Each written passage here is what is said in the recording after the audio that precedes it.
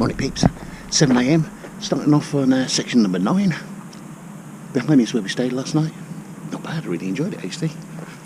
It's really nice not having to travel back and then travel back in. So it's a nice early start this morning, so let's get on it. So this morning we're leaving Pontarm, heading towards a place called St Mard. About 26 kilometres again, so yeah, 4 or 5 hours, we'll see how that goes.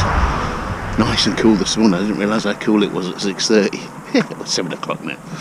Absolutely lovely. So let's knock a few miles out this morning and see how it goes.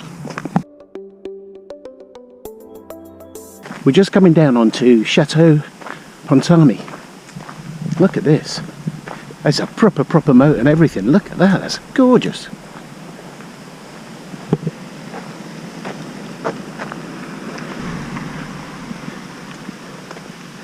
So it's actually got, see the bridge over the moat there? So that's actually the moat house, and then behind it is the chateau. So this is actually dates from the 12th century, this one.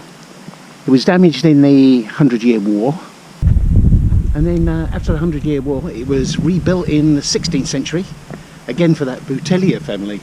They must have had a shitload of money. Anyway, yeah, rebuilt again in the 16th century. Now it's actually a plush, very new place, but it also apparently it's got a Montessori school in it as well. I don't know what that means, but hey. But look at this, it really is. And it's proper full-on castle stuff, isn't it? Look at that. Little moat, little bridge, proper moat house, proper chateau behind it. Unbelievable. So, Chateau Pontarmy.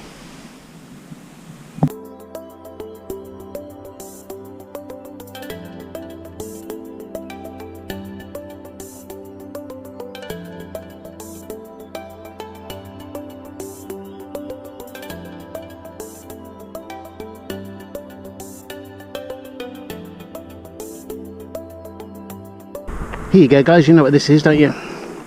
This is the Pontarm Levois, where the locals come wash their clothes.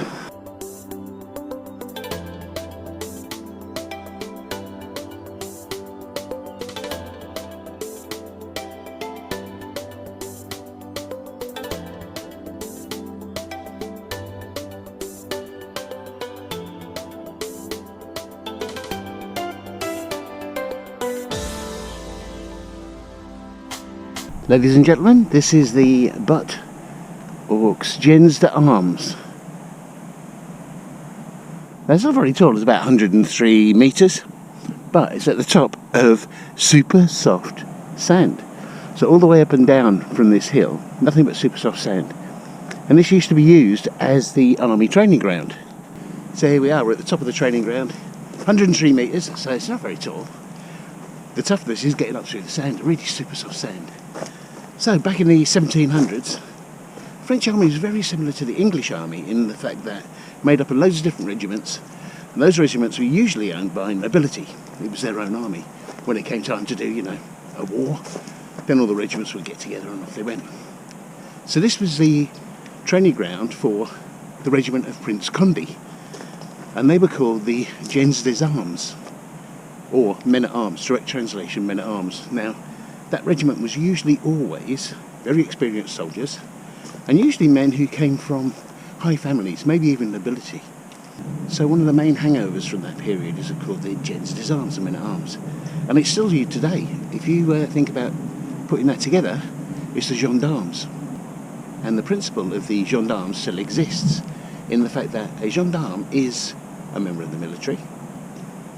They report to the Ministry of Defence, but they also report to the Ministry of Justice. And their job is, in times of peace, to do policing in rural areas. Now the police themselves, obviously, they report only to the Ministry of Justice, and they're in the very big towns. So if you go to places like Paris, you'll see that it's actually police who are policing the area. If you go to small rural areas, then you'll see it's the gendarmes. And the big difference is that they're also part of the military, and when required they do military action. When they're not doing military action, then they're the rural police. Bonjour, Michel Leclerc on Cour de Chies. Okay, so this morning Mick said to me, why is on the ground, why is it sandy? In this area, we're well away from the sea. Why is all the ground sandy? Well, it's quite simple really. Oh no, look, it is pure soft sand, it's amazing. But if you go back in time, you go back to the probably it'll be around the geodesic Condoleezza Rice period. If you go way back to then, of course, this was all glacial, it was all underwater. And what happened is it slowly melted, stripped out the mountains, took all the sediment out of the mountains and brought it down to this ground level. And basically, once the water subsided, it left nothing but sand. And a lot of frogs.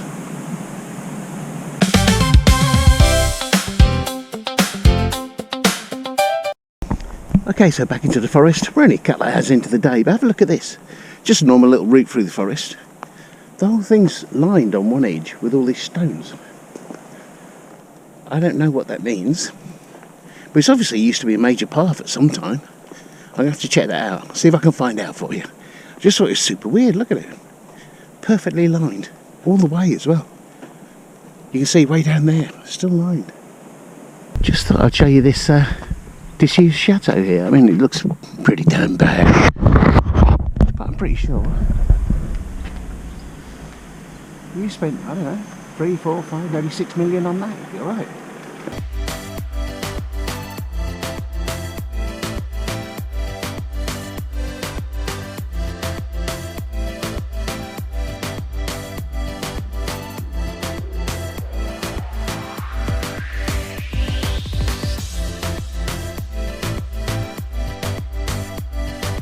Hey guys, we're on our way to St Maud. That's where we're going to stop. Probably only got about another 4 kilometres to go, but when it's history, we're talking French history, and that's why we're walking and everything, that's why we need to be here. I'm going to have to stop on the way and go to... yeah, baby.